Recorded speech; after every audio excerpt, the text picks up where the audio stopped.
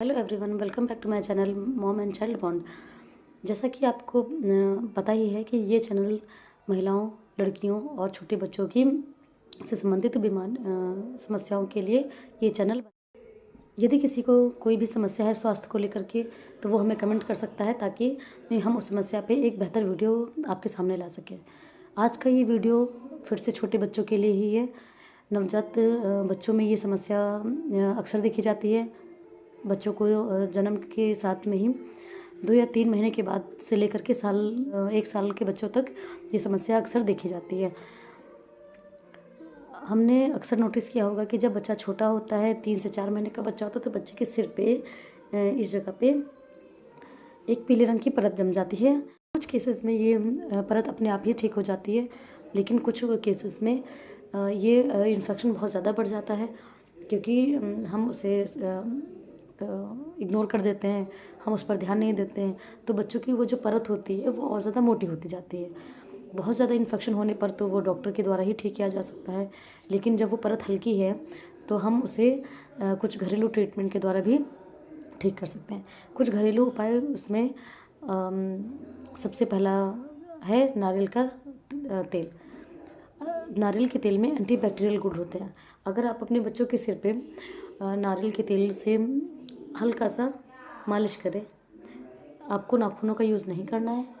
आपको कटोरी में, एक छोटे से बाउल में कटोरी में नारियल का तेल लेना है, उसे ये चीज़ डिप करनी है लाइक दिस, और बच्चों के सिर पे हल्के से राउंड राउंड इस तरह से मालिश करनी है। जब बच्चे की वो पपड़ी तेल में भीग जाए, फिर उसे ऐसे ही छोड़ देना है। आप इस तरह से अगर तेल को एक दिन में 4 से 5 बार अप्लाई करते हैं उस इन्फेक्टेड एरिया में, उस पपड़ी पर, तो काफ़ी हद तक लगभग 5 से 7 दिन में ये समस्या अपने आप ही ठीक होने लगती है। वो पपड़ी अपने आप ही सूख करके उतरने लगती है। इसमें आपको एक सावधानी भी रखनी है।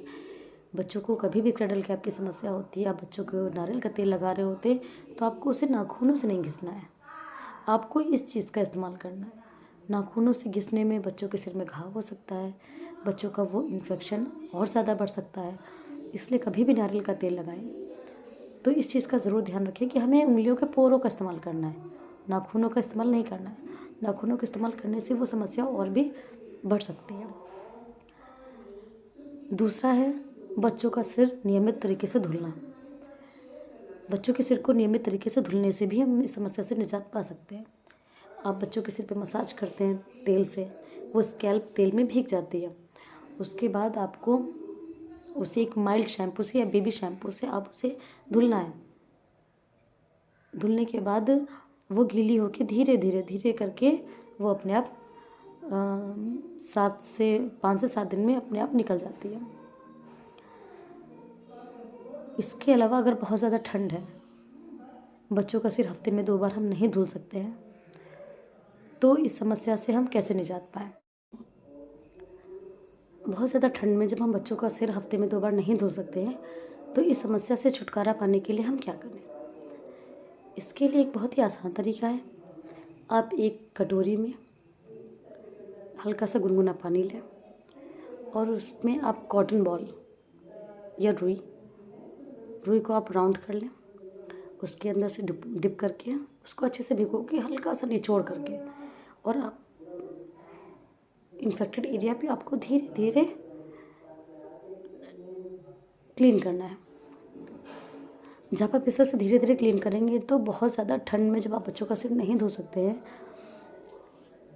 तो गुनगुने पानी से आप उसको क्लीन करके भी आप धीरे धीरे निकाल सकते हैं। अगर आप इस तरह के कुछ रूटीन अपने बच्चे के रूटीन में लेकर के आएंगे, तो इस समस्या से आसानी से आपका बच्चा निजात पा जाएगा। बच्चा अक्सर क्रैडल कैप की वजह से बच्चे के सिर में खुजली होती है, जिसकी वजह से बच्चा कभी कभी बहुत चिड़चिड़ा भी हो जाता है। ये परत बच्चे के सिर में खुजली करती है। बच्चा छोटा है, बच्चा तो बता नहीं सकता, इस वजह से बच्चा कभी कभी बहुत ज़्यादा चिड़चिड़ा हो जाता है। ठंड में जब हम बच्चों के सिर में पपड़ी होने के बाद जब बच्चों को हम उन्हें कैप पहनाते हैं, तो वो बच्चों में खुजली की समस्या और बढ़ जाती है। इसलिए बच्चा कभी कभी नोटिस किया होगा आपने कि बच्चे के सिर में अगर पपड़ी जमी है उसके बाद हम उसमें तेल लगा देते हैं। खासकर सरसों का तेल आपको बिल्कुल भी नहीं लगाना है। अक्सर लोग सरसों का तेल लगा देंगे उसी पपड़ी के ऊपर, उसके बाद कैप पहना देते हैं। तो इससे क्या होता है, बच्चा बहुत ही ज़्यादा चिड़चिड़ा हो जाता है। बच्चा इसलिए चिड़चिड़ा हो जाता है क्योंकि उसके सिर में नारियल सरसों का तेल लगाने से उस पपड़ी के ऊपर और ज़्यादा खुजली मचती है। इसलिए वैसे तो हमें बच्चों के सिर में सरसों का तेल ही लगाना चाहिए, लेकिन अगर बच्चे के सिर में पपड़ी की समस्या है तो सरसों का तेल नहीं लगाना है। तो हमें बच्चे के सिर पे नारियल का तेल ही लगाना है। नारियल का तेल उस खुजली से राहत पहुंचाता है बच्चों को काफ़ी ज़्यादा राहत पहुंचती है। बच्चों को कैप नहीं पहनानी है बहुत ज़्यादा, इससे बच्चों को बहुत ज़्यादा इन्फेक्शन हो जाता है।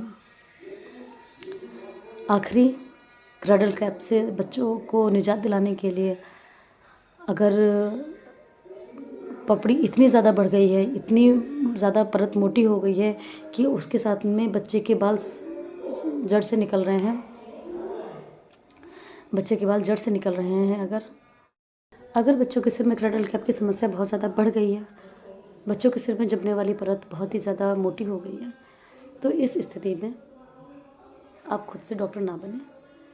अगर बच्चा बहुत ज़्यादा चिड़चिड़ा है, बच्चा रो रहा है, पपड़ी जमती जा रही है, पपड़ी से पस या खून आ रहा है, तो ऐसी स्थिति में आपको तत्काल बच्चों के डॉक्टर दिखाना चाहिए। एक चीज़ और है कि बच्चों को हमेशा बच्चों वाले डॉक्टर के पास ही ले जाएं। बच्चों वाले डॉक्टर बच्चों की समस्याओं को बेहतर तरीके से समझते हैं। आखिरी बात, क्रैडल कैप के संबंध में मैं आपसे बताना चाहूँगी कि बच्चों के सिर की साफ़ सफाई का ध्यान हमेशा रखें। बच्चों को ज़रूरत से ज़्यादा तेल ना लगाएं सिर में। बच्चों की अगर सिर पर पपड़ी जम जाती है तो उसे नाखूनों से ना खुरचें। बच्चों के सिर पर उस पपड़ी को निकालने के लिए कंघी का इस्तेमाल ना करें, इससे इन्फेक्शन का खतरा बहुत ज़्यादा बढ़ सकता है। अगर आपको इससे संबंधित और भी जानकारियाँ चाहिए तो आप हमारे इस चैनल को सब्सक्राइब कर सकते हैं, लाइक कर सकते हैं, और अगर आपको कोई भी समस्या है तो आप हमें कमेंट में कर सकते हैं। उससे संबंधित समस्या के वीडियो हम आपके लिए ज़रूर लेकर के आएंगे।